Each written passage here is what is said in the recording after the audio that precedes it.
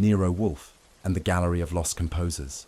The Bellwether Gallery sat hunched beneath a French bookstore on Bleecker Street, where the sidewalks were patched with frost and Greenwich Village smelled of coal smoke and old parchment. I stepped through the brass-handled door at 3:15, my coat collar turned up and my left hand in my pocket. Inside, the air changed. It carried polish, perfume, and the distant sound of something orchestral echoing from a phonograph that I couldn't yet see. The place had the hush of a cathedral, not the kind with saints and stained glass, but one where music had once lived and died quietly. A young man at the desk didn't look up. He wore round glasses, thin rims, and had a pianist's posture, straight spine, sad hands. "Miss Bellwether's expecting you," he said without lifting his head. He gestured past a velvet rope into the rear salon. I stepped around him. My heels thudded once on the parquet, then fell silent on a Turkish rug so dense it could smother a small war. Ava Bellwether was standing by a covered easel. She turned as I entered, and I slowed halfway, letting the silence fill the room. She was taller than I'd expected. Pale, not porcelain, but moonlit. Dark dress, straight lines, lips the color of dried roses. Her eyes were sea glass grey and sharp. "Mr. Goodwin," she said, like a conductor cueing a soloist. "Miss Bellwether, thank you for coming." She gestured to a red chair by the fire. Wolfe's was yellow. This wasn't Wolfe's room. I sat. She stayed standing and moved to the easel. With 2 fingers, she peeled back the velvet. Beneath it was a painting, oil on canvas, the portrait of a man I didn't know, seated at a grand piano, one hand raised in the act of composition. The detail was sharp, too sharp. I could see the veins in the pianist's knuckles. Across the center, someone had scrawled a single slash of thick red ink, diagonal, raw and deliberate. It marred the subject's chest like a fresh wound. "It was intact this morning," she said. "The gallery's been closed since yesterday. Anyone else with a key?" "My assistant. One other archivist. That's it." "Who's the man in the portrait?" "August Kerner, Viennese composer. Died in 1892. This portrait hung in the Royal Conservatory in Prague. It vanished in 1940 and surfaced again only last year. Genuine. I had it tested. And this ink, what is it? Not paint. It's India ink. Fresh. Any security?" She shook her head. "I prefer silence to suspicion." I leaned forward. "That's your first mistake." She moved to the fireplace, lit a long cigarette, and waited until the smoke thinned. Then, "This is the 3rd incident." I watched the ember on her cigarette, flare and fade. "A music box arrived last week," she said. "Unmarked. Played a melody no one should know." Meaning, it was from Kerner's unfinished Requiem, a section only referenced in his personal journals, which I have. Coincidence? She ignored the question. 3 days ago, I found a wax cylinder smashed on the doorstep. It was labeled, "For the silence you murdered." I assumed. It was a prank, now I'm less sure. I let the silence stretch, then, "Why come to Wolfe?"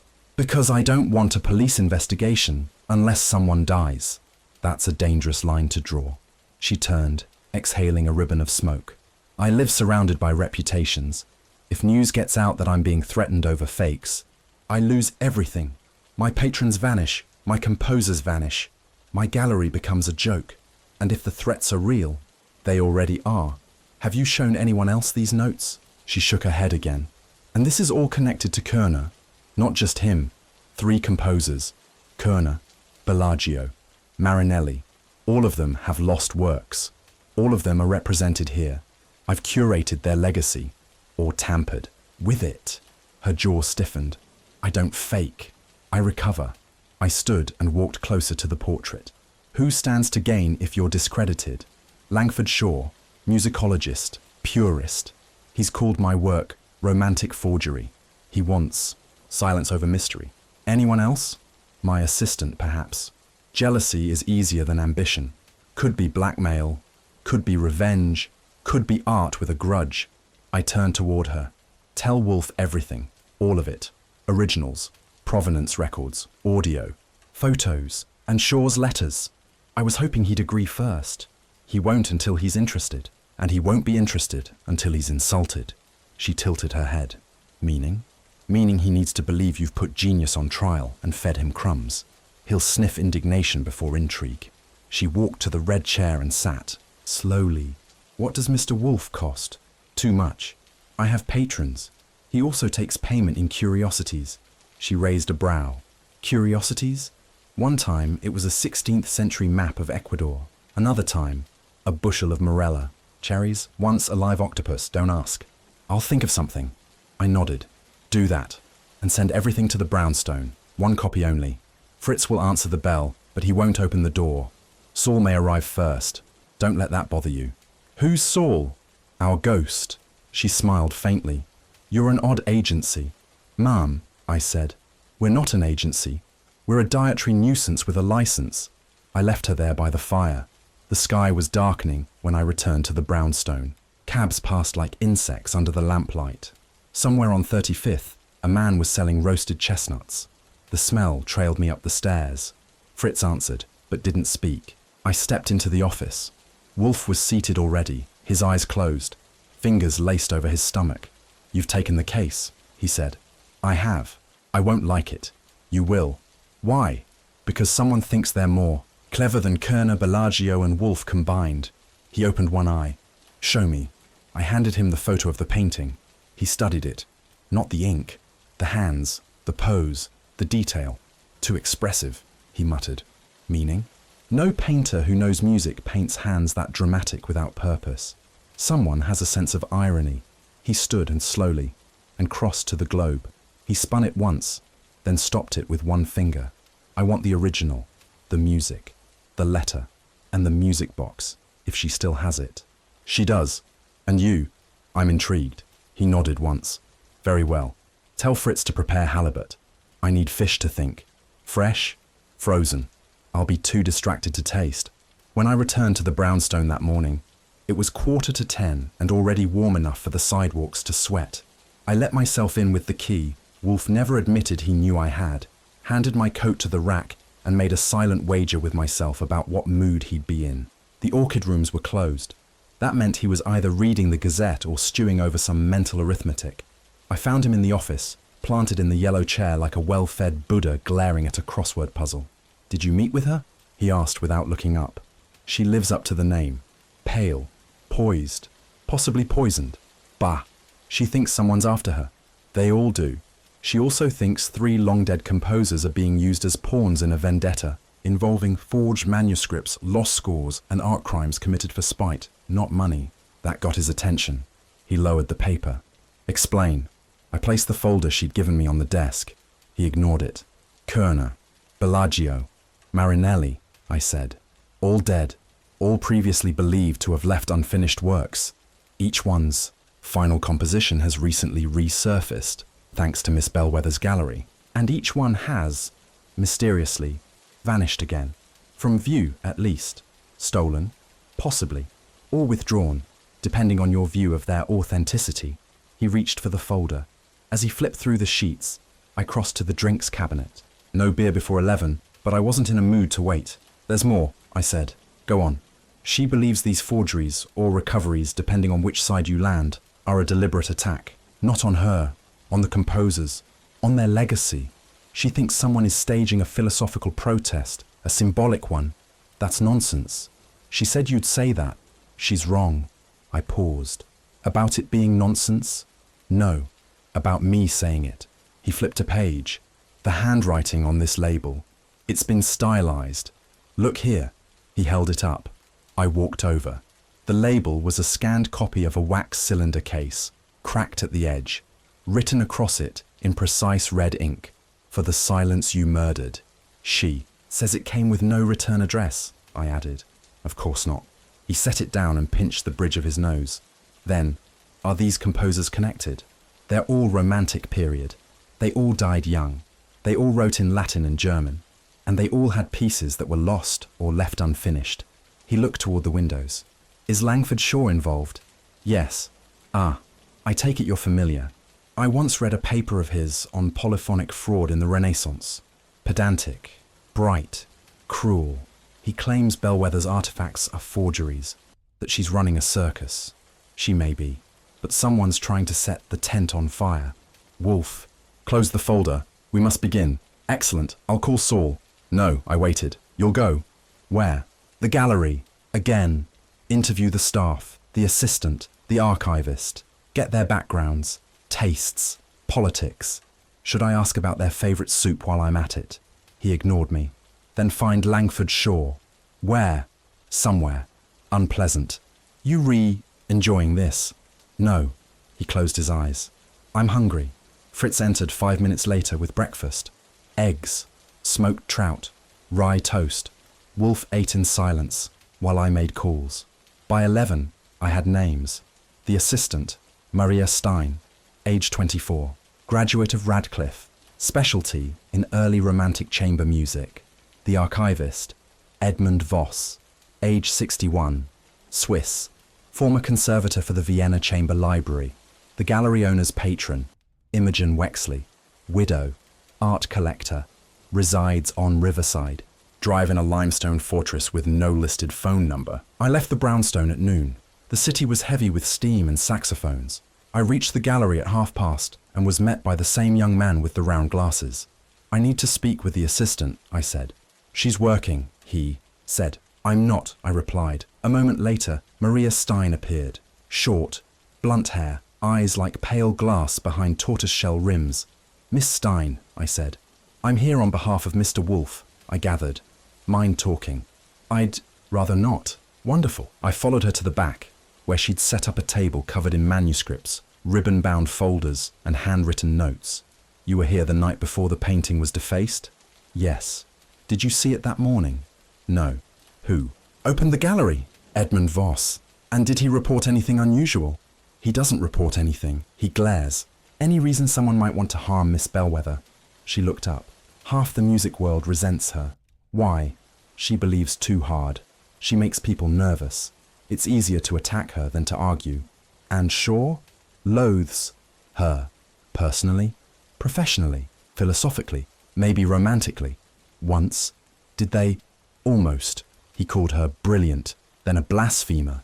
Classic progression. I took a look around. The pages were handwritten. Some new, some older. Who verifies these? I do. Edmund does.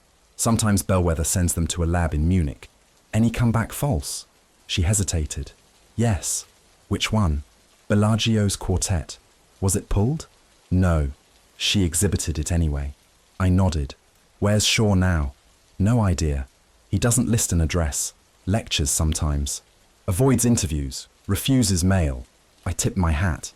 You've been helpful. I doubt it. I left and went south. Langford Shaw lived in an apartment over a violin repair shop. I only found it because one of the music journals listed him as resident philosopher in exile of the Lower East Side. I knocked. The door opened an inch. A grey eye peered out. I'm with Wolfe, I said. That's not a blessing, he said, and opened the door fully. The apartment was stacked with boxes of parchment. The air smelled of vinegar, paper, and disdain. Mr. Shaw, I know why you're here. She sent you. No, she hired Wolfe. Same thing. She says you're trying to ruin her. She's doing that fine on her own. He moved to a side table and poured tea into a chipped mug. She believes in beauty without rigor, he said. In miracles, in ghosts. That's not scholarship. She says the manuscripts are real. Belief is not verification. Do you think they're forgeries? I know they are. Have you told the authorities? They don't care. No one does. People want myth, not truth.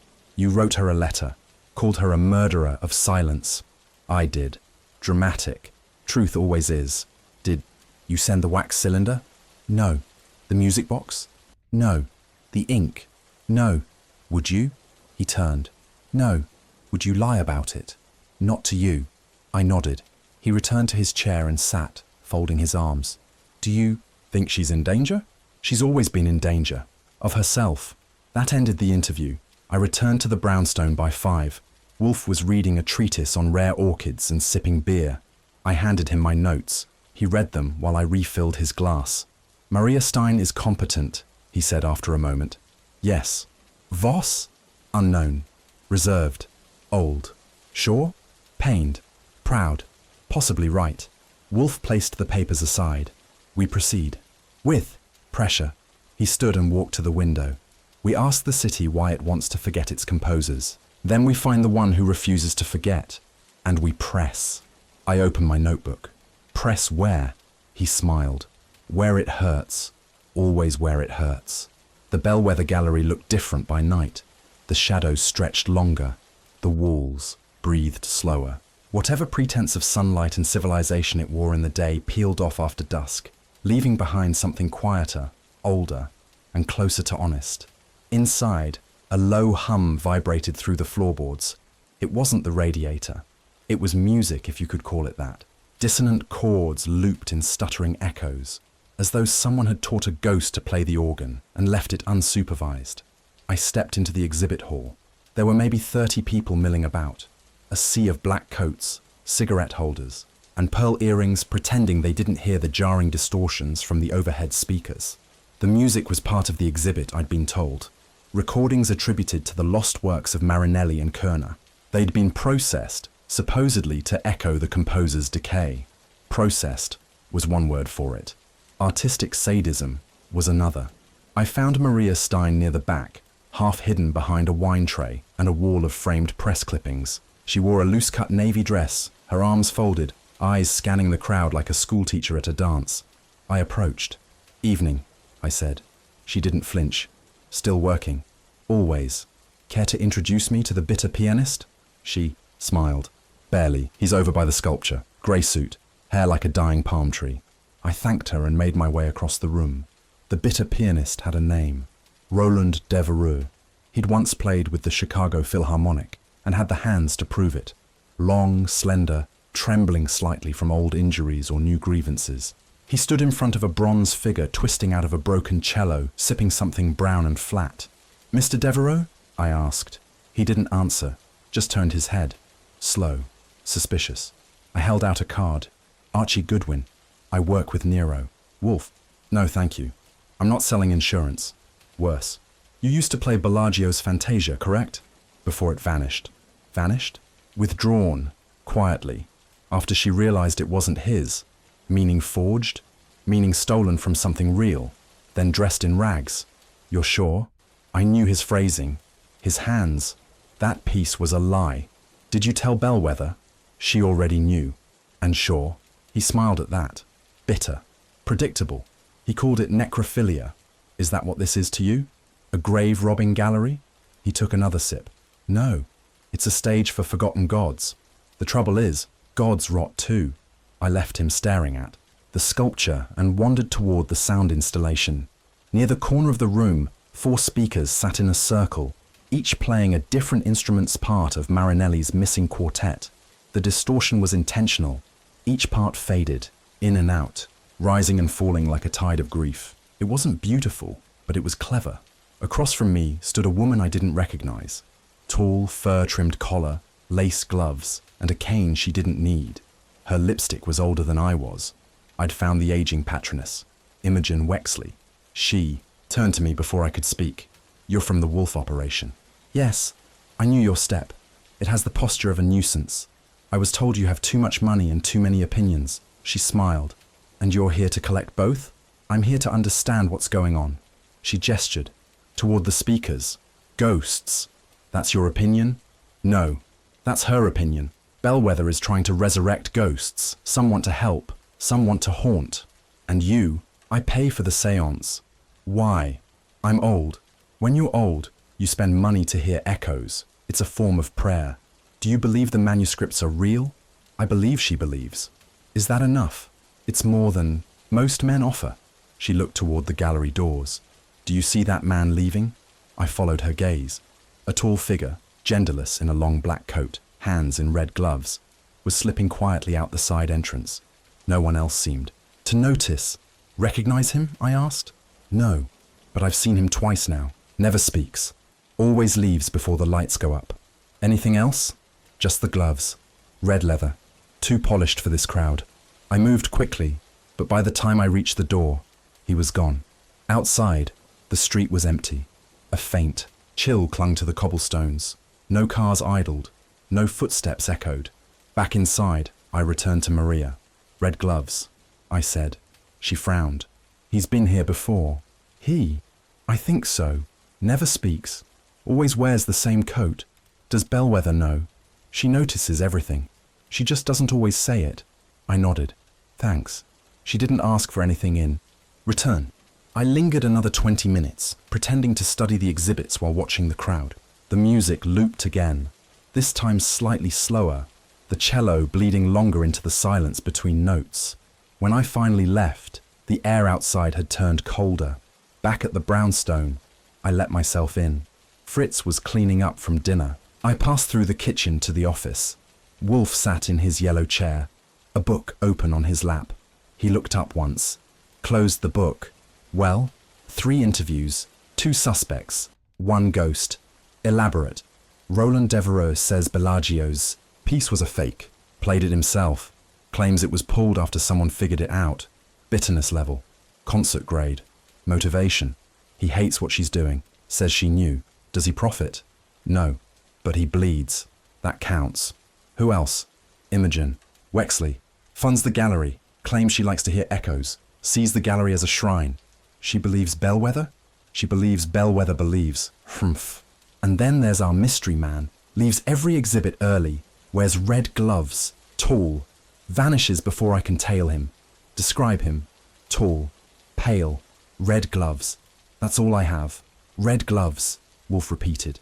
He leaned back, eyes narrowing. I dislike poetry in clothing. So does Kramer. Kramer likes uniformity. I like reason. He folded his hands. Go on. Maria noticed him too. Says he's been around. Always silent. Bellwether hasn't said anything. But she's aware. Wolfe opened his book again. She notices everything. You said that. Her assistant did. Then it is likely true. He flipped a page. Where's Shaw? Still in exile. Claims Bellwether is manufacturing relics from grief. And you? I think he's in mourning. For what? I don't know.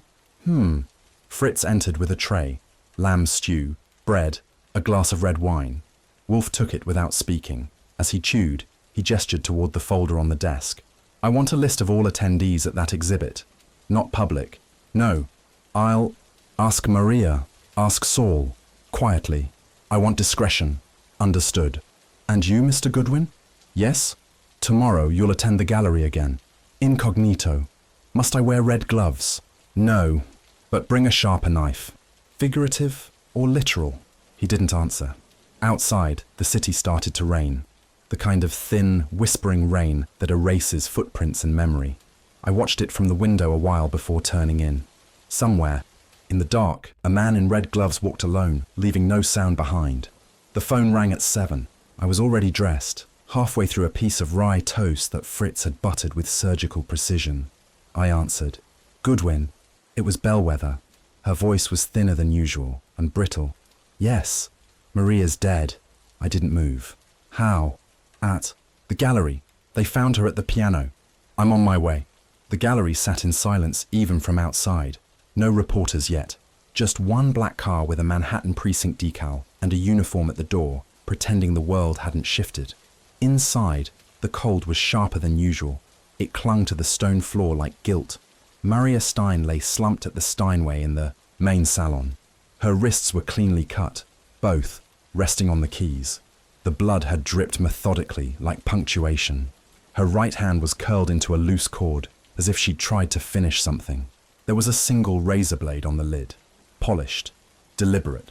Kramer stood by the window, chewing the end of an unlit cigar. You again, he muttered. Charmed, I said. Bellwether called you. She did. She should have called. Us first. Maybe she did. He grunted. I stepped closer to the piano. The chair had been adjusted to Maria's height. A half-finished page of staff paper lay on the floor nearby. I picked it up. Smudged. Ink still wet on one line. Treble clef. 3 notes. Nothing more. Kramer was watching. Anything useful? Nothing cheerful. He stepped toward me. Wolfe. Involved? He will be. Tell him not to obstruct. He's immovable, not obstructive. Kramer snorted. He waved over a technician. She made a phone call, he said. 3 minutes before she died. Gallery line. We got a partial recording. He held up a reel in a brown case. 2, your number. That was news. He passed the reel to me. Play it, he said. We walked to the office in the back. They'd set up a small player. I slid the reel in. Static. Then her voice. Archie. Can't. Listen. Burning, he said. The pages. Burning. Crackle. Silence. She didn't hang up, I said. No, someone else did. He nodded. I rewound the tape and played it again. The word burning was clearer this time. Urgent, like a warning. I stood and went back into the gallery's central chamber. Bellwether was there, standing behind the partition. Pale, shaken. Her gloves were off, hands bare and clenched. She called. You, I said. She didn't tell me she was afraid. Did she seem afraid? She seemed tired. Any idea what she meant? About pages burning? Bellwether shook her head. I moved past her, down the rear hallway. A door to the furnace room stood ajar. Inside, the gallery's small incinerator was still warm. I lifted the lid. Ash. A few scorched ribbons of what had once been music sheets. One fragment remained. I fished it out with tongs. The top left corner was intact. Bellagio's name. The rest was charred. I bagged it. Back in the main room, I found Kramer examining the razor. Clean, he said. No fingerprints, meaning planted. Maybe, or she wiped it. No towel. No. Any sign of forced entry? He shook his head. Staff. Edmund Voss found her. He's in the back. I joined Voss in the archive room. He was seated, coat off, gloves tucked into one another on his lap. I unlocked the gallery at 6, he said. It was cold, dark. I saw her through the glass. I thought she was composing. She usually arrived early. Yes, always. Anyone else have keys? Only me, Miss Bellwether, and Maria. Did she say anything odd yesterday? No. She said the recordings were misaligned, that someone had tampered with the Kerner files. Did she suspect anyone? She said she'd fix it. I paused. You liked her? He didn't look at me. I respected her. That is rarer. I left him and stepped back outside. The sky was grey now. Winter was pressing down again. I found a payphone and called the brownstone. Fritz answered. I told him to have Wolfe ready. I was bringing something back. 30 minutes later, I stood in the office. Wolfe was in the yellow chair. He hadn't moved all morning. She's dead, I said. I heard. She called the office before she died. Tried to say something. Pages burning. Then the line cut. He held out a hand. I gave him the reel and the scorched page. He examined both. No sound. Then, this is from the Bellagio suite. Yes. She believed it was authentic. She told me it was. And you? I don't know music. He closed his eyes. We must assume she discovered something and tried to warn us. She was going to bring us a recording. She never did. I sat across from him. Why stage it at the piano? Poetry. She wasn't poetic. No, but someone was. He tapped the armrest. This isn't suicide. I agree. But Kramer must conclude it himself. He's not far. Then we help him. Discreetly. What now? We begin with motive. He held up the burned sheet. If this was a forgery, and someone learned it, then there is motive for silence. I nodded. I'll find the engineer who handled the recordings. Do so, and ask Saul to trace where. The ink was purchased. The red ink. He already started. Good. He turned his attention to the reel player. I will listen again. As the static played, and Maria's final voice reached across the wire, Wolfe did something I hadn't seen in weeks. He frowned and whispered, "This is not her voice alone." The air in the office was humid, with the scent of orchids and damp. Wolfe sat unmoving in the yellow chair, his gaze fixed not on me, but on the lacquered mahogany box on the table beside him. Inside that box lay 4 carefully labelled shellac discs. Each bore the neat handwriting of Maria Stein, now deceased, with the name of a composer and a title supposedly recovered from oblivion: Kerner, Bellagio, Marinelli, and an unlabelled 4th, shorter in length, marred at the edge. Fritz brought, in the portable gramophone just before noon, wiped it with a cloth, and left without a word. Wolfe reached forward, delicately, and placed the first record on the turntable. We listened. Kerner's Requiem final invocation began softly, as though it feared its own reappearance. The strings hummed with manufactured grief, but Wolfe's eyes narrowed. I waited. 2 minutes in, he lifted the needle. Again, I reset it. This time he didn't close his eyes. He stared, as though searching through the score not written on paper, but in the silence between notes. When it ended, he sighed. Sloppy. I blinked. The fugue resolution. he said. Borrowed from Liszt's Funeralii, and clumsily so. Körner detested Liszt. He reached for the second disc. Bellagio's Fantasia Rustica was premiered in 1881, he muttered. Never recorded. Only fragments remain. He set it on the turntable. This one began with a tremolo. Piano. Then a violin joined, high and hollow. Wolfe leaned back. That's not Bellagio, he said. 5 measures in. No. Whoever composed this was trained on jazz structures. The intervals are wrong. Jazz! Listen. I did. It was subtle, but there. A syncopation, too modern, and a descending glissando too slick for a romantic mind. He lifted the needle. Forged. Could Maria have known? She wrote the labels. She may have believed them. He selected the third, Marinelli's Nocturne for Venice. This one was brief, dreamlike. The piano entered late, like a sigh. Wolfe didn't stop it. When? It ended. He looked at me. That's the only one that might be real. I made a note. So, 1, may be real. 2, likely forged. He nodded. And the 4th? He hesitated. Then he placed it on the turntable. The label was blank. What emerged was rough. It scratched and jumped, but beneath the distortion, a cello moaned, then silence, then a single violin note, sustained too long. Wolfe let it play out. When it ended, he stood and walked away. He didn't speak again for 10 minutes. When he returned, I was in the red chair, legs crossed. He sat. There's a signature, he said. A structural one. From who? From the forger. I raised an eyebrow. Körner, Bellagio, Marinelli. The forged works all contain tritone patterns, obsessively. That's not coincidence. You think the same person composed them all?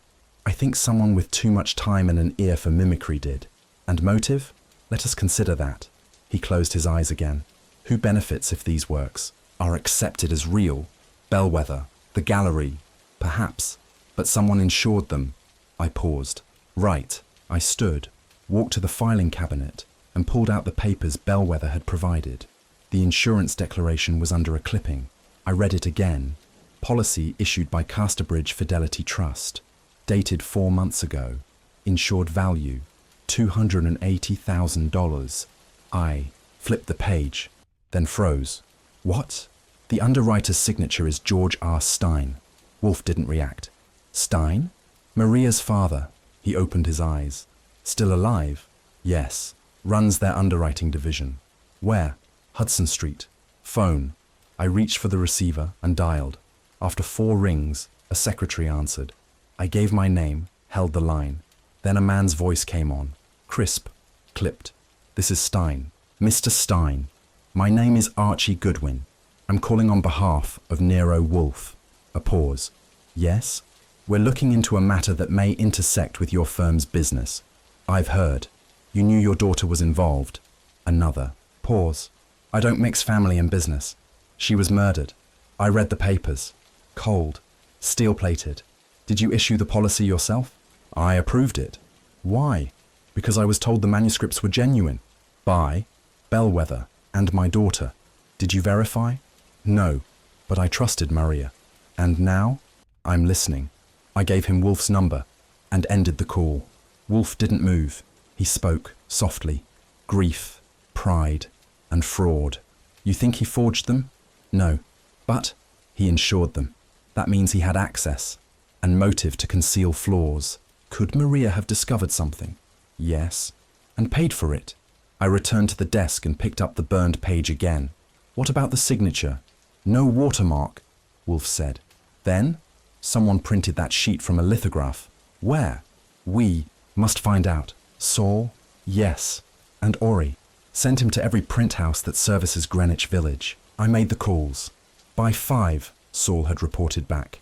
Nothing conclusive, but he had a name. Martin Felk, I said. Who? Freelance engraver. Known to work on odd commissions. Took a job for Bellwether 3 months ago. Address? Carmine. Street? Studio above a record shop. Go. I did. Felk was lean, jumpy, smelled like turpentine. He wore a bow tie, badly. I showed him my license. Mr. Felk, I'm looking into the provenance of certain music manuscripts. He paled. I don't know anything. I didn't say what they were. I don't... Did you do custom music plate engraving for Ava Bellwether? He hesitated.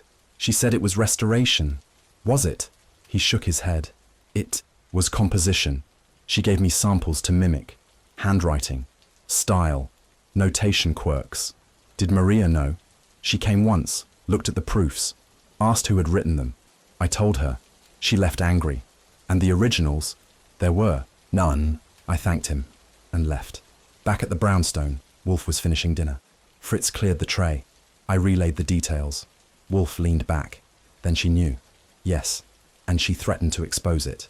Looks that way. Wolfe picked up the burned sheet again. She was silenced. Yes. Tell Kramer. You think he'll act? He must.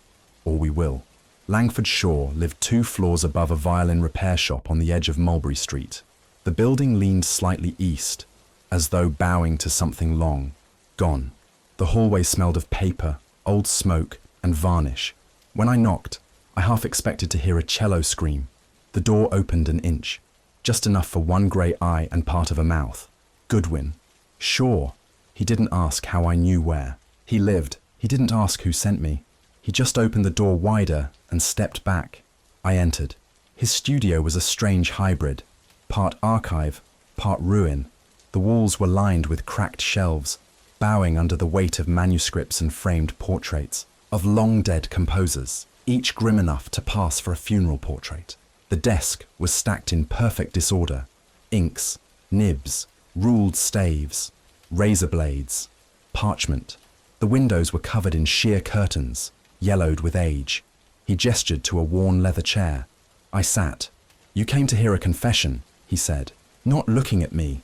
I came to ask questions. He nodded, as if those were the same thing. He moved toward a decanter and poured 2 fingers of amber liquid into a glass. He didn't offer me any. You've been collecting stories, he said. From Bellwether. From that gallery of ghosts. Yes.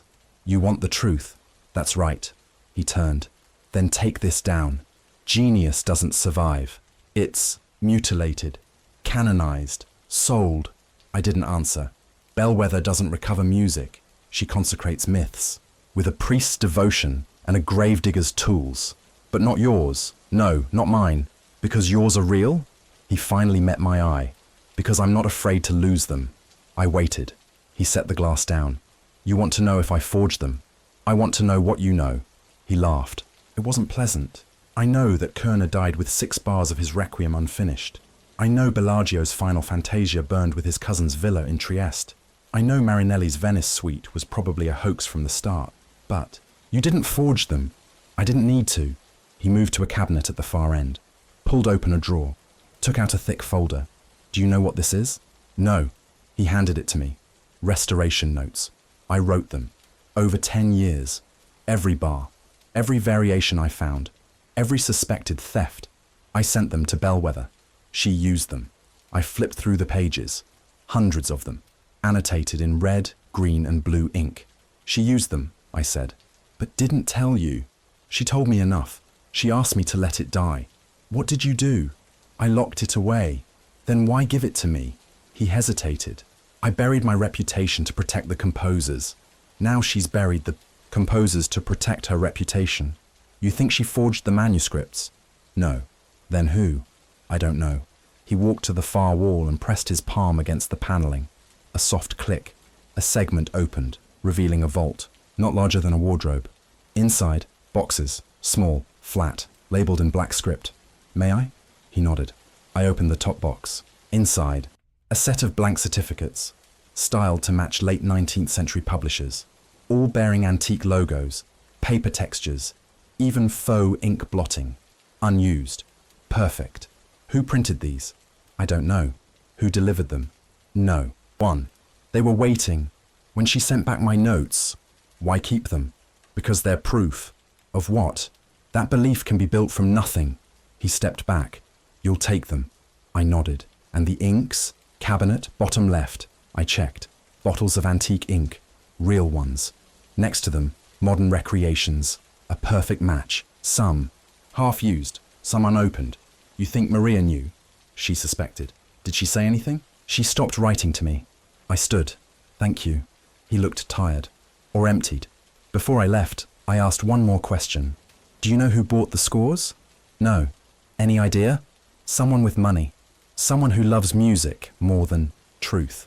Back at the brownstone, I laid the boxes on Wolfe's desk. He was reading, as usual, but closed the book immediately. He examined the vault box first, then the inks, then the certificates. Where did you find them? Shaw's studio. He confessed. He said he didn't forge, but he provided the bones. Wolfe tapped the edge of the certificate with one finger. This paper is Austrian, 1890s imitation, likely from the bindery at Lorman and Fitch. He knew his materials. He knew too much. He sat back. And the buyers? Still unknown. I've sent Saul, he said. 2, 5 private dealers, 3 auctioneers, 1 silent broker. Who's the broker? Porthos. That's a myth. No, that's a man who trades in myths. He paused. We must know who paid for ghosts. The phone rang. Wolfe answered. Yes? He listened. Send. Him up. He hung up. Saul? Faster than expected. 2 minutes later, Saul entered with his usual lack of fanfare. 3 names, he said. All recent buyers of unsigned 19th century compositions. 1 in Tribeca, 1 in Baltimore, 1 in Lucerne. He handed Wolfe a slip of paper. Wolfe read it. Then, Baltimore, yes. Contact Inspector Kramer. Quietly. We'll need protection. On the New York buyer. What do we tell him? The truth. Or enough of it. Saul left. Wolfe turned to me. Find Bellwether. Ask her why Kerner wrote in modern modulation. Ask her why the Fantasia has no origin. And ask her what she told Maria the day before she died. Anything else? Yes. He stood. And ask her who wears red gloves to a funeral. Fritz's kitchen smelled of cherries, vanilla, and a trace of something ancient and flowery. The air was warm, dense with the anticipation of toast. He moved quietly, as always, with the grace of someone who viewed cooking as less a task and more a private concert. Wolfe sat at the breakfast table in his robe, newspaper folded precisely, at the science page. He hadn't spoken for 5 minutes. I was nursing black coffee and watching Fritz spoon preserves into a silver dish with the kind of precision usually reserved for brain surgery. Wolfe cleared his throat. There is a fundamental error, he said. About breakfast? I asked. No, about immortality. He didn't wait for me to respond. Men believe legacy is earned. In fact, it is framed, manufactured, sometimes composed, sometimes forged, but always curated. Fritz sliced into the toast with surgical precision and placed 2 golden brown pieces on Wolfe's plate. Thank you, Wolfe said. Fritz bowed faintly and stepped away. Wolfe did not immediately eat. Art dies, he continued, unless revived by commerce or grief. I sipped my coffee. Grief sells better, I said. He nodded. That is why Bellwether thrives.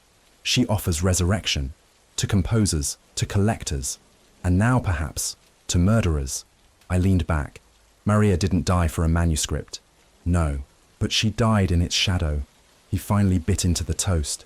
Chewed, judged, swallowed. Acceptable, he said. Fritz didn't respond. Wolfe turned to me. We must determine the nature of the fraud. I thought we had. No, we've only sketched its contour. We need its heart. Before I could respond, the phone rang. Fritz answered. Yes? He listened, then looked at me. For Mr. Goodwin. I stood and crossed to the wall. Goodwin. Speaking, the voice was thin, breathless. It came in a plain envelope, Bellwether said. No return address. What came? A violin string. I waited. 1 string, cut, wrapped in parchment. No note. Are you alone? I think so. You think? I thought I heard something downstairs. Movement. Then nothing. I'm on my way. I hung up and reached for my coat. Trouble? Wolfe asked. She got a violin string in the mail. Severed. She's shaken. Go. I did. The cab took 9 minutes. The gallery was dark. I used the bell once, then knocked. No answer. The door was unlocked. I stepped in. The front chamber was empty. The lights dimmed. I moved quietly, hand in my pocket. Every step echoed. Floorboard creaked upstairs. Bellwether, I called. No answer. I took the back stairs 2 at a time. The second floor hallway was long, lined with half-finished canvases and framed sheet music. I turned the corner. A door swung shut. I followed.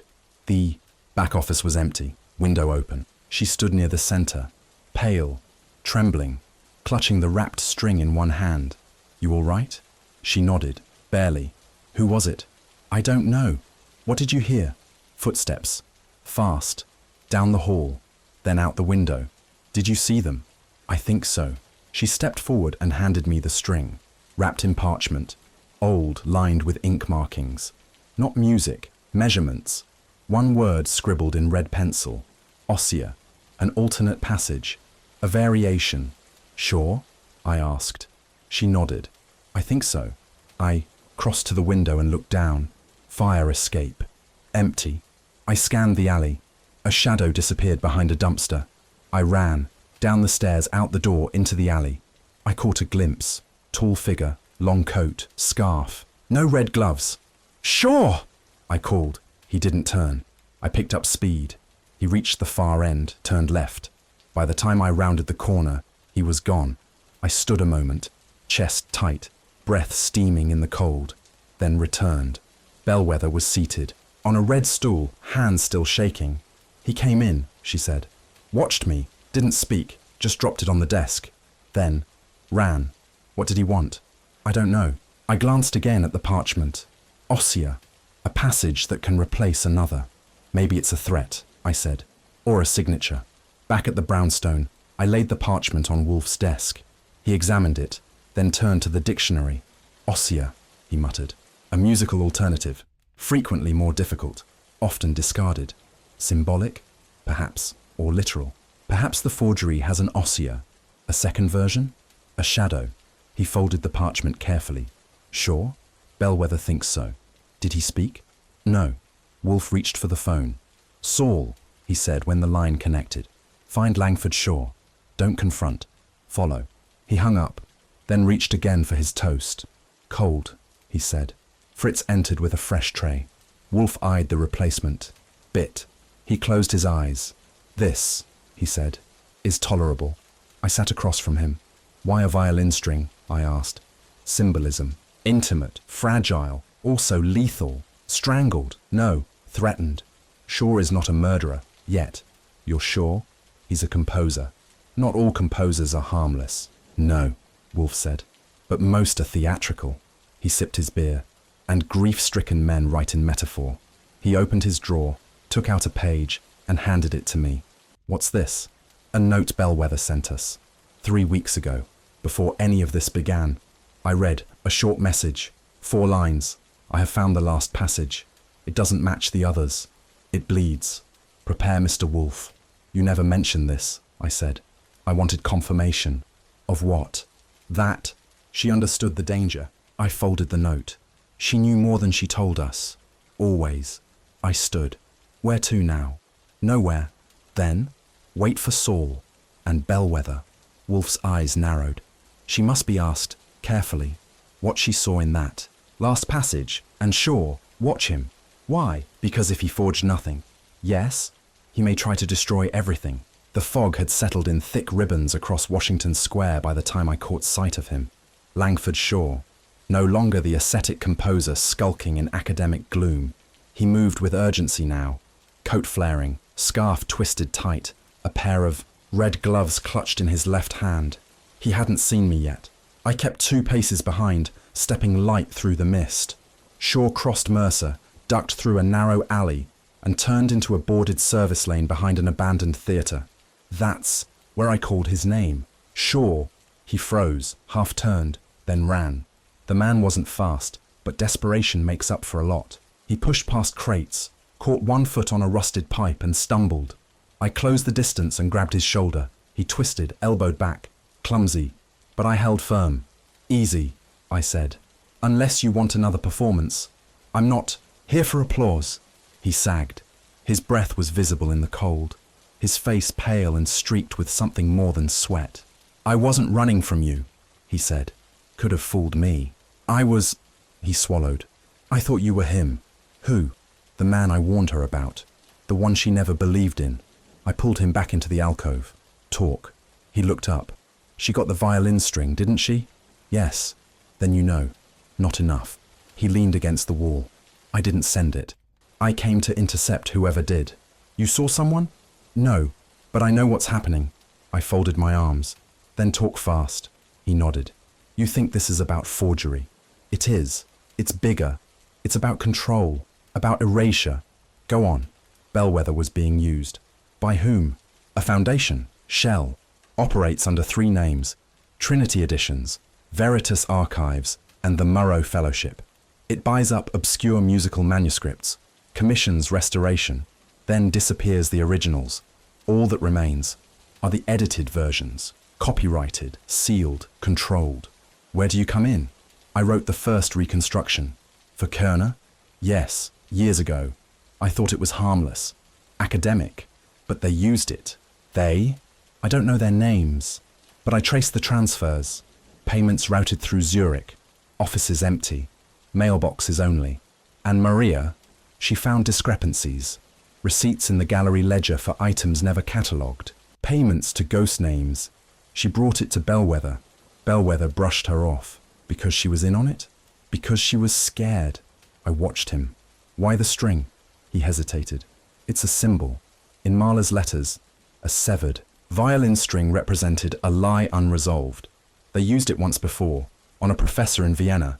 He vanished the next day. You think they're threatening her? I think she's the last one who has an original. Of what?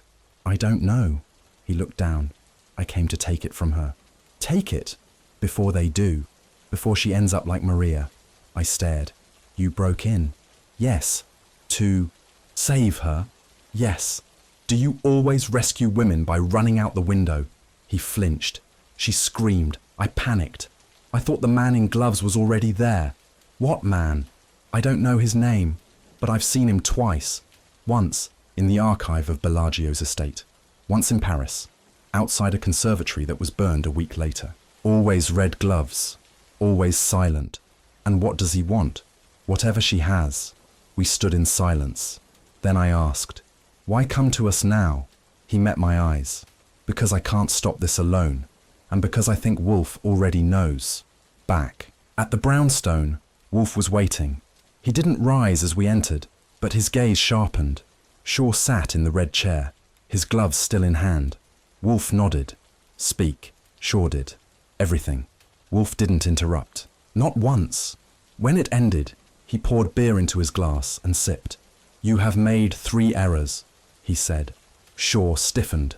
First, Wolfe continued, you believed Bellwether was merely a pawn. She is not. Shaw frowned. Second, you assumed that exposing the shell would destroy the structure. It will not. It thrives on collapse. And third, you thought you were the only one who mourned genius. He leaned back.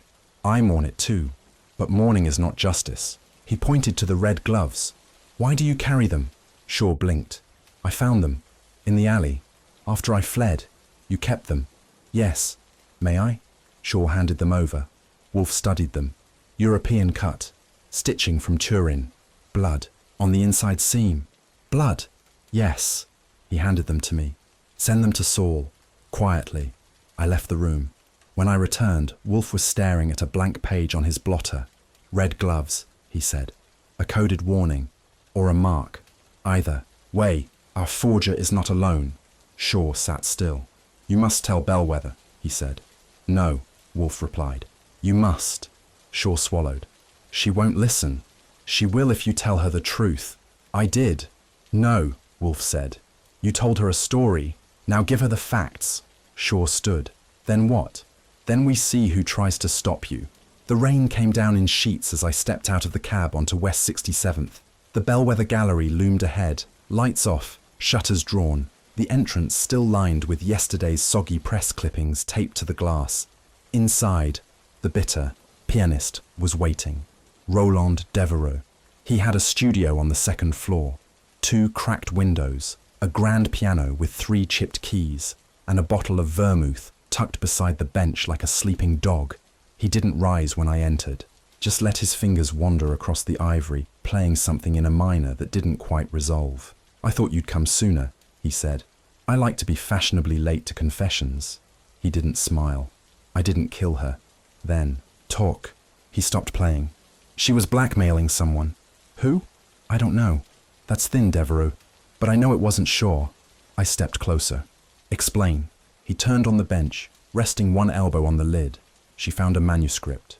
Real, not reconstructed, not restored. Real. Which one? Bellagio. The final Fantasia. The real one. Not the version from the exhibit? No. That one was a forgery. She knew. That's why she was angry. That's why she started asking questions. Where did she find it? I don't know. Did she tell you? No. She only said it came from someone who didn't know what it was worth. I crossed my arms. And then she made contact. With the heir. Bellagio's? Yes. He had family. A great nephew. Lives in Palermo. Former student at Juilliard. Still keeps a flat here. Quiet. Reclusive. Name? Giovanni Bellagio. I raised an eyebrow. Still uses the name? Only on manuscripts. Why blackmail? She didn't call it that. She said she wanted justice, but she asked for money. How much? 25,000. I whistled. For a single page? For 28 pages. All signed. All original. Did the heir pay? No. Why not? Because he disappeared. When? The night before Maria died. That landed hard. You're sure? He was supposed to meet her. Here. At midnight. Did he show? No. She told you this? She left a note. On the piano. He reached into a drawer and pulled out a torn page of staff paper. On the back, one line in neat slanted script. He won't come. He's scared. I'll go to them. I took it. You didn't think to tell anyone? I did. Who? Bellwether. And? She said, let it die. Then, I waited. He poured himself a drink. Didn't offer me one. You should have come to Wolfe. I was afraid. Of what? Of being next. Back at the brownstone, Wolfe was mid-meal. Smoked duck, rosemary potatoes, a glass of Spanish red. Fritz cleared a second plate as I entered. Giovanni Bellagio, I said. The heir, missing. Wolfe set down his fork. Proof? I handed him the note. He read it twice. Authentic? I think so. And Devereux? Believable. Or practiced? Possibly both. He leaned back. This changes the tempo. Kramer won't care unless there's a body or a check. Then give him a motive. I nodded. And if we find the real score, then we have more than motive. We have leverage. He rose. Call Saul. Tell him to find the heir. Alive or not. Where? Start in Palermo. Then check the embassy. Then hospitals. Police. Last. He sat again. And Archie. Yes? Have Kramer come tomorrow. To hear what? Music. He won't listen. He will if it's Bellagio. The next morning, Kramer arrived at 10, trenchcoat soaked, hat in hand. This better be good, he said. It's Bellagio's final Fantasia, Wolfe said. Don't. Tell me you found it. No, but someone did, and died for it. Kramer raised an eyebrow. Go on. Wolfe gestured to the turntable. I placed the acetate disc. It crackled, then played. 30 seconds in, Kramer frowned. I've heard this. No, Wolfe said. You've heard a version of it. He let the piece play another minute, then stopped it. Compare this, Wolfe said, to the version from the exhibit. I don't have the ear. Then listen to the motive. Wolfe tapped the notes printed on a page beside him. Bellagio favoured descending sixths. This version uses fourths, consistently. That is a modern intervention. Kramer squinted. And that proves murder. It proves fraud. The kind people kill to hide. Kramer stood. You still need a body. We'll find one. You'd better. He left. Wolfe turned to me. Now we wait for Giovanni, or what's left of him. The room was heavy with warmth, silence, and cherry toast Fritz had brought in a silver tray and placed it, reverently, on Wolfe's desk. The toast sat on a porcelain plate with a gold rim, dark crusts, sweet glaze, and a centre soft enough to demand respect. Wolfe didn't touch it. Not yet. 3 red chairs were arranged, in a half circle before the yellow one, occupied. Langford Shaw sat stiff as a manuscript spine, his overcoat folded over one arm, eyes sunken, jaw tight. Beside him, Ava Bellwether, gloved hands folded on her lap, coat still buttoned, the string of her hat trailing loosely against her cheek. To the right, Bishop Anson Clay, former music historian, patron, clergyman. He had the serene look of a man who believed he was the only one in the room who had never erred. Wolfe exhaled through his nose. "I will speak plainly," he said. He lifted a small folder and set it before him. "This," he continued, "is the transcript of a letter. The original is gone, burned, but it was read by one person, and that person recorded it." Langford stirred. No, Wolfe said. He opened the folder. It was a letter from Giovanni Bellagio to Maria Stein. It confirmed the existence of the original Fantasia, 28 pages, signed and dated. It also acknowledged receipt of a payment request. He declined. Out of fear. Shaw's voice was brittle. "I burned it. I know. I thought it would protect her. It did not." Wolfe looked at Ava. "You were told about the letter." She didn't answer. "You chose not to act." Still nothing. Wolfe turned to the bishop. "Do you know what this is?" He held up a slip of parchment, faintly burned at the edge. "It is a section from the Fantasia. It matches neither the forged version nor the known sketches. It was found in the furnace room, partially destroyed." Bishop Clay tilted his head. "A forgery?" "No," Wolfe said. "The opposite. It was real. It frightened someone." He leaned forward. "I believe you poisoned Maria Stein." The bishop blinked once. "I beg your pardon." "No," Wolfe said. "You don't." He glanced at me. I stepped forward with a glass bottle in a sealed paper wrap. "This," Wolfe said, "was the brandy she drank that morning. We recovered. The decanter from the gallery. It contains traces of anticholinergic alkaloids, common to belladonna." Ava whispered, "No." The bishop sighed. "I didn't kill her. I silenced her." "You fail at euphemism. She was wrong. She was right. She threatened everything." Wolfe tapped the armrest. "You funded the forgery. You used Trinity Editions as a shell. You built a myth, sold the myth, and paid to protect it. But when one thread began to fray, you reached for poison." The bishop didn't deny it. He looked instead at Shaw. "She would have destroyed it all. Legacy, trust, value. She wanted truth," Shaw said. "She wanted fire. She got it." Wolfe stood. "Langford Shaw burned the letter, not to conceal guilt, but to protect Bellwether. He believed it would end the matter." He turned to Ava. "You told Maria to drop it. You knew she wouldn't. So you stepped back and let her walk alone. I was afraid. You still are." He looked once more at the bishop. "You," he said, "are no longer afraid. You're resigned." Kramer entered then, right on cue. He crossed the room, nodding once to me. Wolfe didn't flinch. "Inspector," he said, "Bishop Clay has confessed, obliquely, to poisoning Maria Stein. The means were botanical, the motive philosophical, the result final." Kramer looked at the bishop. "You going to make this simple?" The bishop rose. "I did what was necessary. You did what was fatal," Kramer said. He turned. "Archie." I handed him the bag. Kramer examined the bottle, nodded. "That's enough for a start." He gestured to the bishop. "Let's go." The bishop moved without resistance. His coat hung heavy on his frame. Shaw stayed seated. Ava did not. She stood.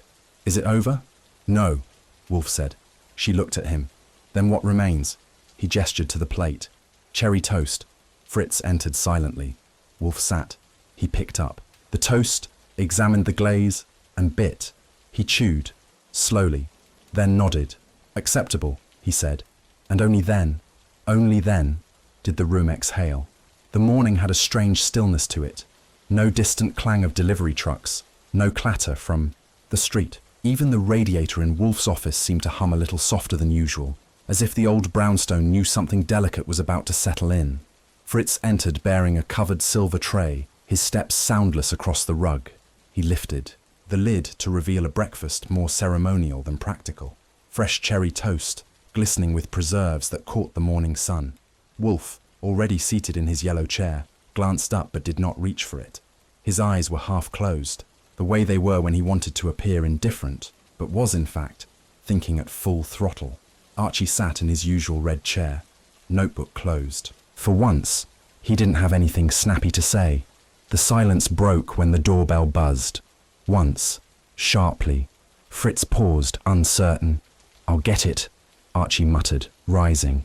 He opened the front door to reveal Inspector Kramer, his shoulders broad beneath a rain-darkened overcoat. In his left hand, he held a manila folder. In his right, handcuffs. "Where is he?" Kramer asked. "Backstage, center," Archie said, stepping aside. Kramer entered without further word. He moved like a man with a job he didn't like, but intended to do well regardless. Inside the office, Wolfe still hadn't touched the toast. "You're late," Wolfe said mildly. Kramer grunted. "You're lucky I came at all." Archie closed the door behind him, taking his post by the bookshelves. He recognized the smell that followed Kramer in. Damp wool, cheap tobacco, and the sulfur edge of a long night without sleep. "You've decided?" Wolfe asked, folding his hands over his considerable middle. "I have," Kramer said. "I'm arresting Bishop Ormond." He opened the folder and removed a single page, typewritten, police letterhead, but with a smudged corner.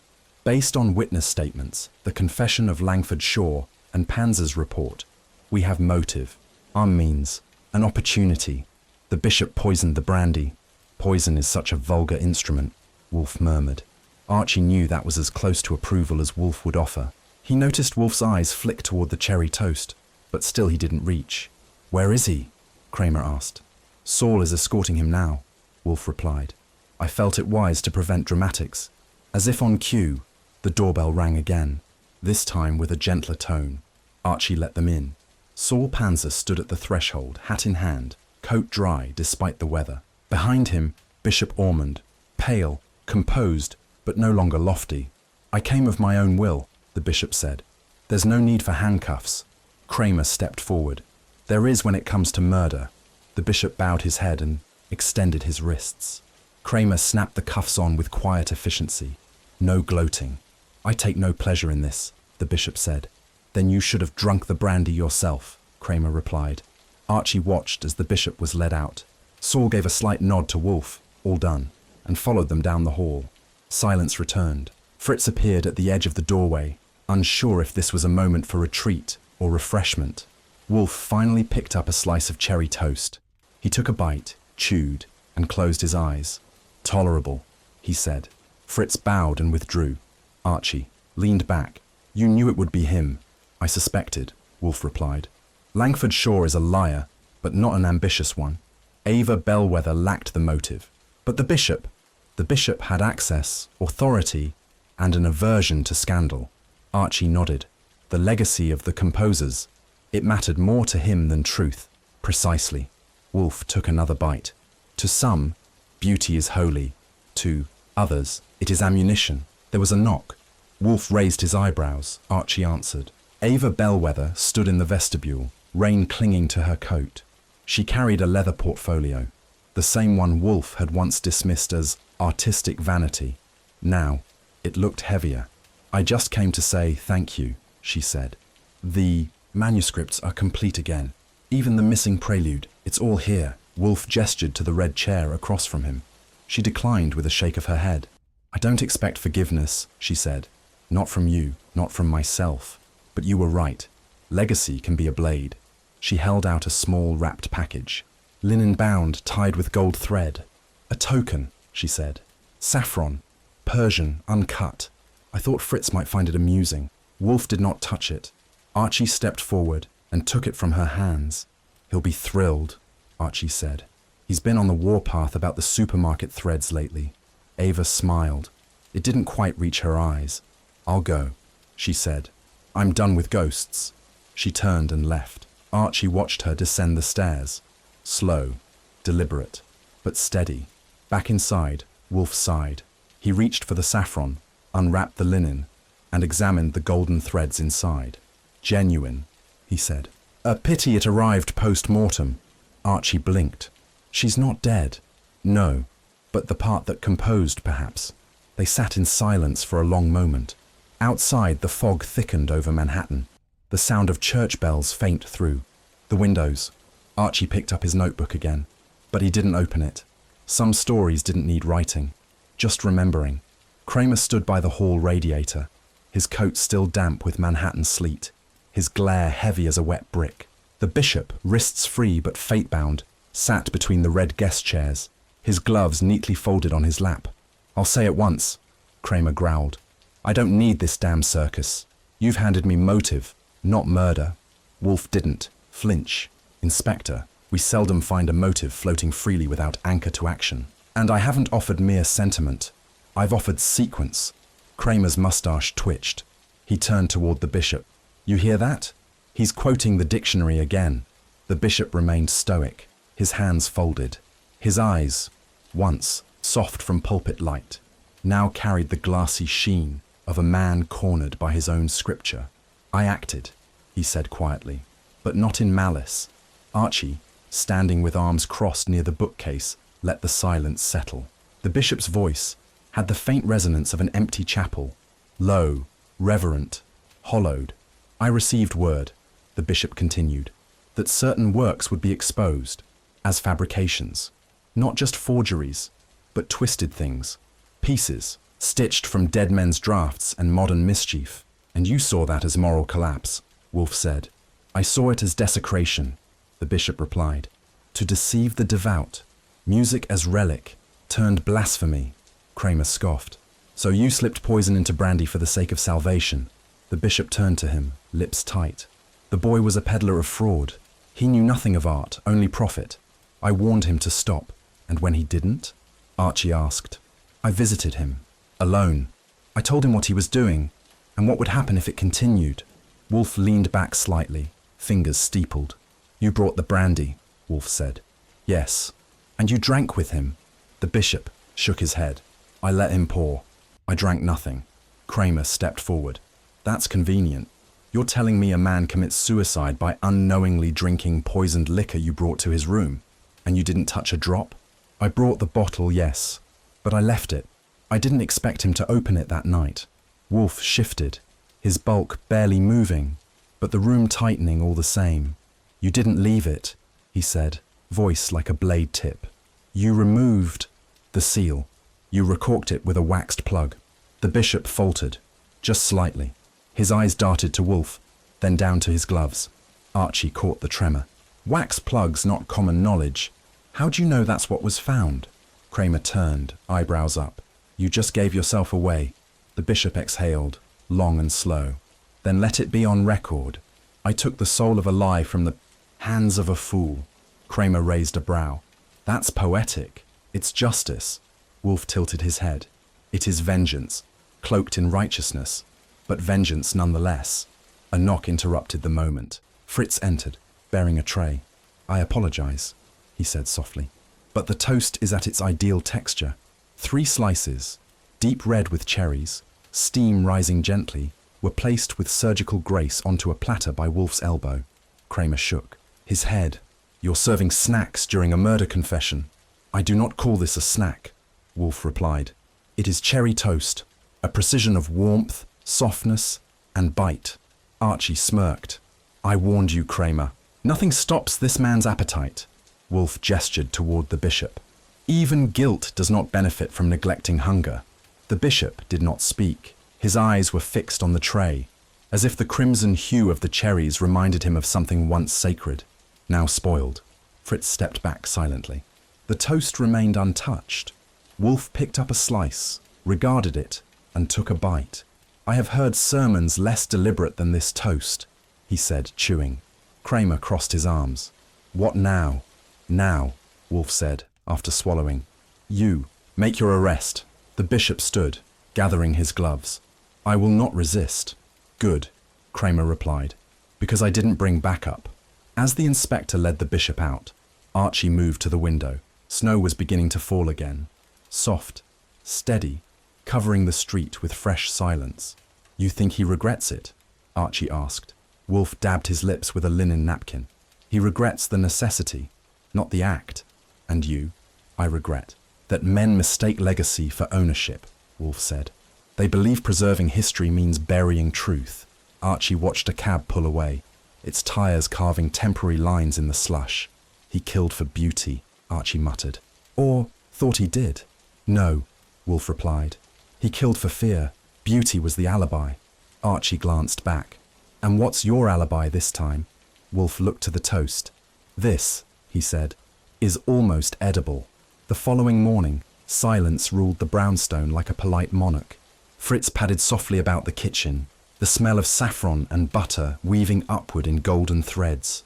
Wolfe, in his chair, leafed through a slim volume of Baroque music theory with mild distaste. Archie sat across from him, legs crossed, notebook, unopened. A knock, firm, official, broke the calm. Fritz did not stir. Archie rose. "That'll be Kramer." Wolfe sighed and closed the book. "Let him in." Kramer entered like a storm forced into a uniform. He glanced at Wolfe's chair, ignored it, and went to the red one without being asked. "I've made the arrest," he said. "The bishop." Wolfe nodded. "With reluctance?" "Not as much as you'd hope. I didn't like him from the start." Archie smirked. "He certainly didn't like you." Kramer ignored him. "He confessed to switching the decanter after Langford left. Said he was saving the future of the sacred arts. He did not consider it murder," Wolfe said. He said, "It was mercy." The kid was a fraud, he claimed. A heretic, rewriting genius into show tunes. The bishop's words. "He was protecting a dead man's myth," Wolfe said. "Not the living." Archie asked, "What about Langford?" He admitted to burning.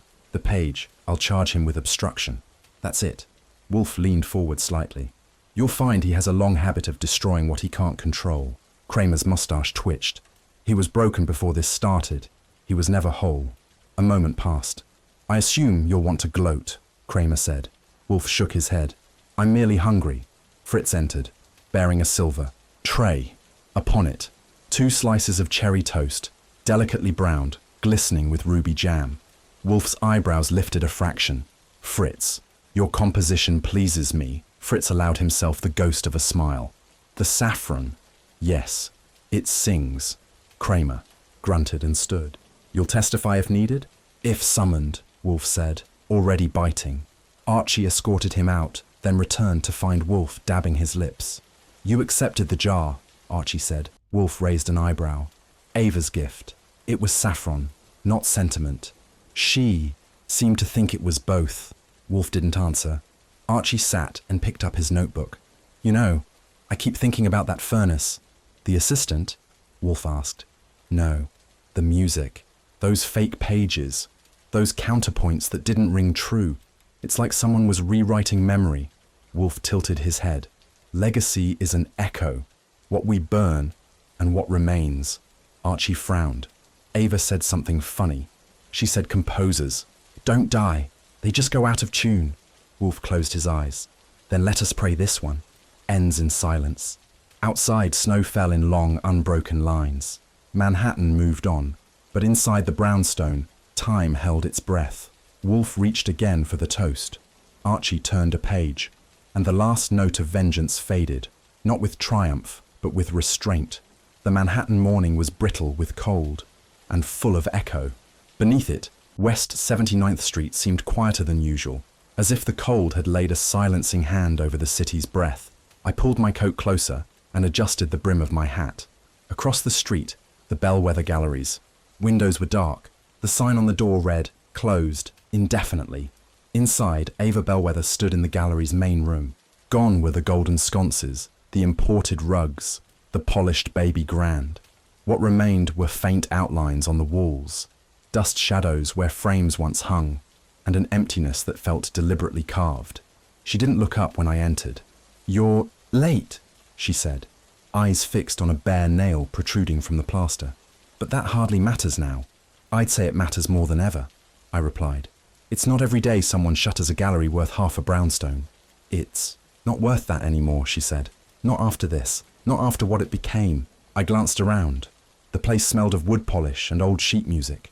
Faint traces of cigar smoke still clung to the velvet drapes in the back alcove, but even those were coming down. She turned at last, face pale, lips drawn tight as if holding back a verdict she had yet to pronounce. Her hands trembled slightly, though her voice did not. "Langford is under formal review by the conservatory," she said. "Shaw won't be able to step inside a studio without a shadow for the rest of his life. The bishop is facing arraignment, and yet somehow I'm the one packing the boxes." "You could have walked away weeks ago," I said. "Let the mess sort itself." "I loved this place," she snapped. "Even in the lies there was beauty. Even in the forgeries." Her voice faltered. They moved people. That matters. Or it used to. I stayed silent. The heater clicked on in the corner, casting a low hum across the empty space. Ava crossed to a pedestal where a bronze bust once stood. She reached out, not to touch, but to remember. We were trying to preserve. Genius, she said. And somewhere, we started selling ghosts. There was nothing to say to that. So I nodded, tipped my hat, and left her to the remains. Back at the brownstone, the air smelled of toast and bergamot. Fritz was at his morning ritual, precise, as a metronome. I slipped my coat off and moved into the office. Wolfe was seated, of course, in the yellow chair that seemed more throne than furniture. Il Solitario rested on the side table beside him. Leather-bound, first edition, its spine creased just enough to suggest reverence. Imogen delivered. It in person? I asked. She did, Wolfe said, not looking up from the page. Wrapped in linen and a moral sermon, both unnecessary. I crossed to the red chair and dropped into it. Ava's closing the place. Not a whisper of regret. She regrets much, Wolfe murmured, but not loudly. Gallery's gutted. Langford's finished. The bishop's facing charges. That's more closure than most get. Justice is seldom symmetrical, he replied. We're fortunate when it's even marginally poetic. He turned the page slowly, as if weighing each word against the cost of having learned it. Fritz entered with a tray. Cherry toast, sliced thick and served warm. Wolfe's nose twitched. If that is the infamous cherry toast, Fritz, I reserve judgment. Fritz inclined his head. You may find it almost edible, sir. Wolfe took a bite. He didn't wince, which meant it passed muster. Ava sent a letter, I said. No pleasantries, just a thank you. And a violin string. She's keeping it. A talisman, Wolfe murmured. Or a warning, he chewed slowly, eyes closing for a brief, rare moment of peace. I wonder, he said, if grief and genius are not cousins. Each lives in silence.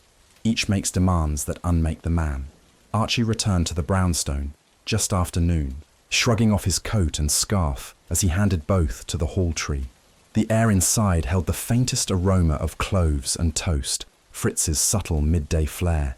In the office, Wolfe remained in his chair, immersed in an open volume of Wagner's correspondence. He looked up, not with irritation, but something far more curious. Expectation. She did it, Archie said, striding to the red chair. Ava's closing the gallery, permanently, said it was poisoned. Her word. Wolfe gave a soft grunt, neither approval nor dissent. A rare conclusion. A rational one. She was steady. No dramatics. Just asked me to relay her goodbyes. Said she'll leave New York once the paperwork's done. She should, Wolfe murmured. That gallery, it was never merely an exhibition of the arts. It was a reliquary of ambition, the kind that decays from within. Archie settled deeper into the chair. She didn't ask for sympathy, or money, or even answers. Just said thank you. Wolfe closed the book. I've no interest in gratitude. No, Archie said dryly, but I know what you're waiting for. Right on cue, the doorbell chimed. Fritz answered. A few moments later, Imogen Bertram stepped inside with the precision of someone who'd decided days ago to make this exact entrance. Good afternoon, Mr. Wolfe.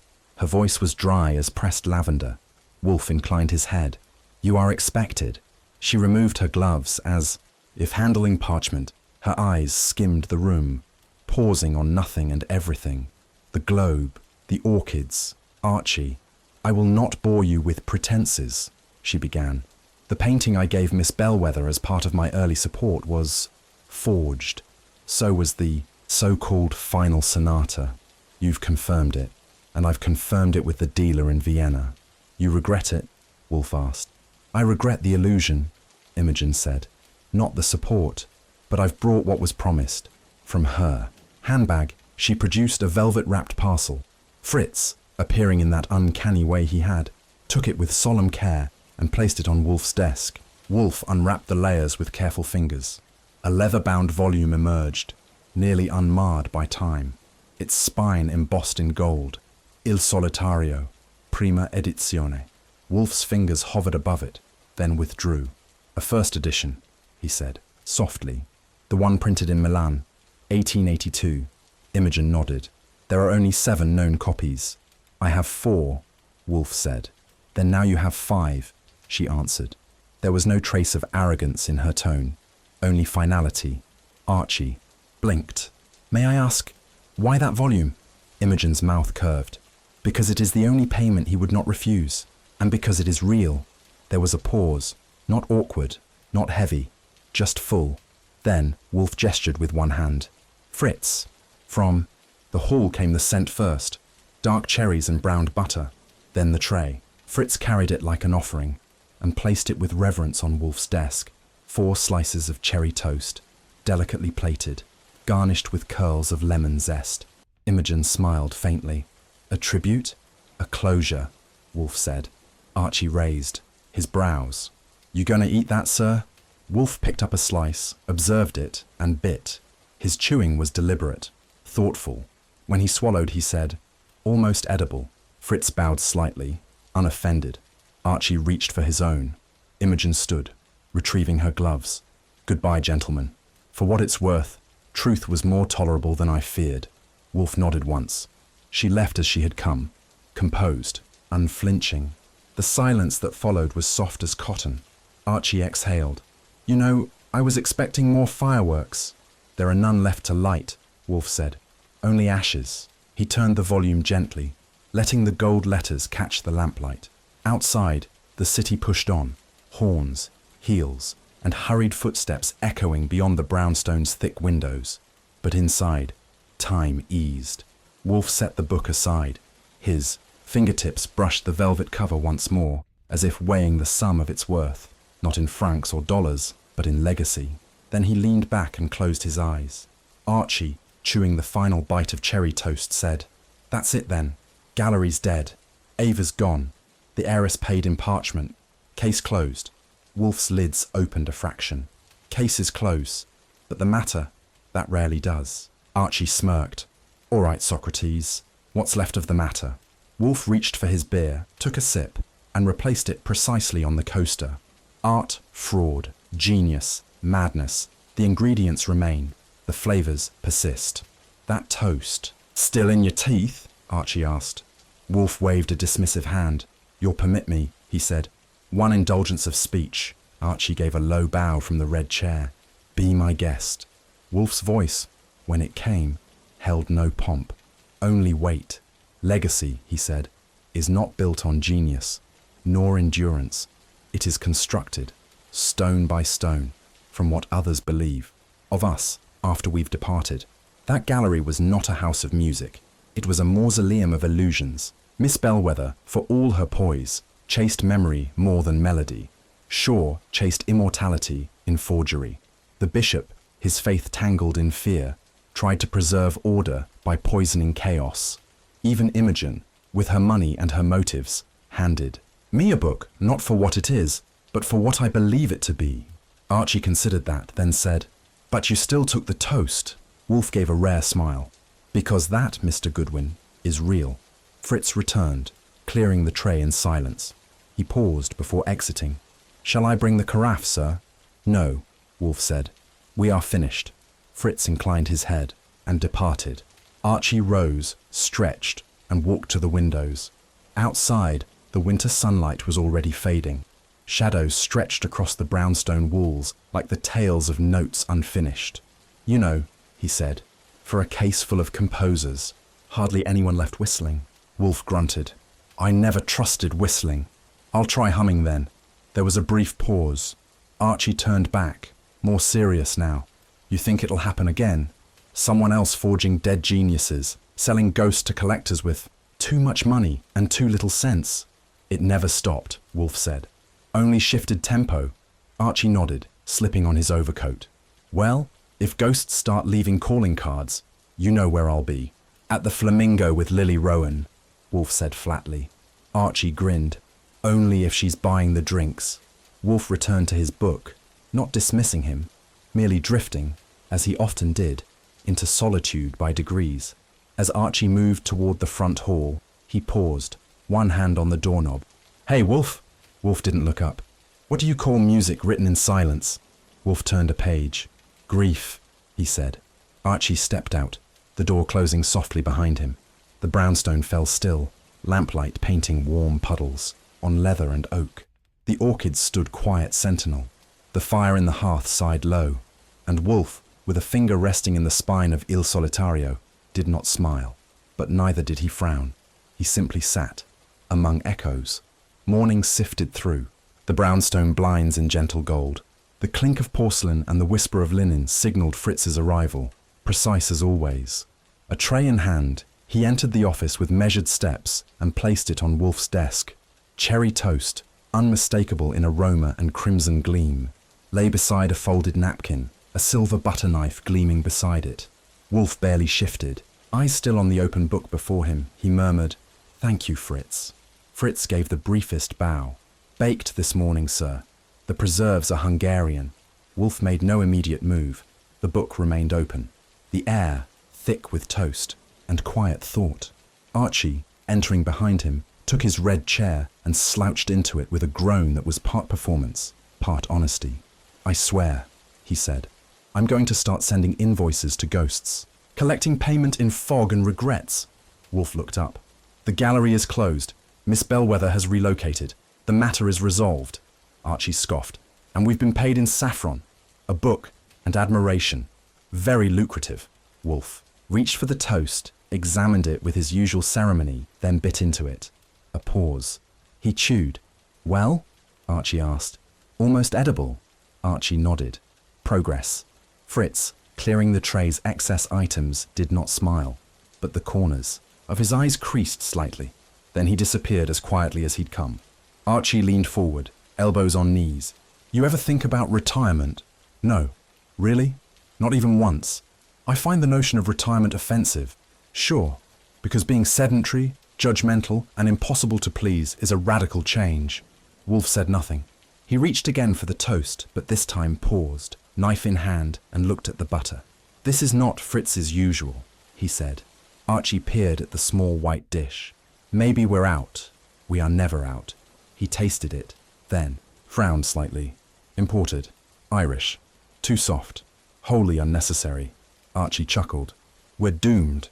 Wolfe arched a brow. "If you keep accepting payment in food and paper," Archie said, "this place won't last. Fritz will be gone. You'll be left buttering your own toast with manuscripts and rare condiments." Wolfe grunted. "You exaggerate." "I wish I did. One good lawsuit or unpaid bill, and the brownstone goes to auction. Some banker's nephew will sleep where the orchids grow." Wolfe returned his attention to the toast. "The preservation of genius is worth more than coin." Archie stood. "That sounds noble, but you can't file it with the IRS." Wolfe gave him a slow, level look. "Don't say it," Archie warned. "I know what you're going to say. Something about art, or duty, or legacy." Wolfe remained silent. Archie crossed to the window. Outside, the city moved as always, indifferent to murders solved, legacies rescued, or rivalries avenged. A cab honked. Somewhere, a violin played badly. "It never stops, does it?" he said. "No." Archie turned. "You miss it already." "I miss order," Wolfe said. "And when a case ends, disorder returns." "Even with toast?" Wolfe permitted a faint smile, the kind so rare it nearly startled. Then he picked up the book, Il Solitario, and turned a page. Archie sighed. "You know what I'd like? One quiet week. No artists, no poison, no composers with grudges. Just peace." "You lie." Archie grinned. "Maybe a little." He crossed to the desk, took a slice of toast and bit into it. "Hey, this is good." Wolfe looked affronted. "You say that as if it were not obvious." "I'm supporting the firm's assets. You are reducing its inventory." Archie leaned on the desk, chewing thoughtfully. "You think she'll be all right?" "Ava," Wolfe considered. "She will suffer, but so do most who attempt to preserve the past. Grief. Mr. Goodwin, is the tax on memory?" Archie nodded. "Guess that makes you the IRS," Wolfe sighed. "Enough." Outside, bells rang in the distance. A church or a school, hard to tell. Inside, the office was warm. The case was closed. The pages turned, and the cherry toast, as Wolfe reached again, had cooled just enough to matter. The kitchen at the brownstone glowed softly, filtered morning light spilling across polished countertops. Fritz moved with unhurried purpose, folding a linen napkin with the same precision he reserved for soufflés. A single slice of cherry toast, golden-edged and artfully composed, sat on a warmed porcelain plate beside a sterling knife. Archie stood in the doorway, arms folded, taking in the scene. "That for Wolfe?" he asked. Fritz gave a nod. "Yes, I made this one myself. No substitutions." Archie stepped in, the soles of his shoes clicking gently on the tile. "You mean no mystery butter? No exotic garnishes? No Hungarian preserves with questionable sourcing?" Fritz's mustache twitched. "Precisely." Archie peered at the toast. "It's beautiful, practically sacred." Fritz did not smile, but his hands were steady as he reached for the tray. "He needs consistency." Archie gestured toward the hallway. "I'll walk it in. Might as well die with honor." Fritz allowed it. Archie took the tray, balancing it with mock ceremony. The office door was ajar. Wolfe was already seated behind his desk, arms folded, a volume of poetry open before him. Rilke, from the angle. Archie entered and set the tray down gently. "Peace offering," he said. "Unpoisoned, unless Fritz had a moment of inspiration." Wolfe didn't look up. "You have been tedious since dawn." Archie took his chair, leaned back. "Forgive me for basking in post-mortem peace. It's not every day we settle a case involving priests, prodigies, and powdered poison." Wolfe closed the book, rested it on the desk. "I trust you intend to be quiet? Only if you try the toast." Wolfe gave a small grunt, then reached. He examined it with the deliberate curiosity of a man appraising auction lots. A sniff, a careful cut, a bite. He chewed, paused, then swallowed. Archie waited. Wolfe exhaled. "Poison aside," he said. "It's a tolerable start to the day." Archie grinned. "High praise. Fritz will write that on his gravestone." "He may," Wolfe said, "if he remains consistent." The office fell quiet again. Outside, Manhattan buzzed faintly. A cab's horn in the distance, a dog barking 3 blocks south, a woman shouting at a boy near a fruit cart. Inside, all was calm. Archie leaned forward. "You planning to take the day off?" "No." "Case?" "No."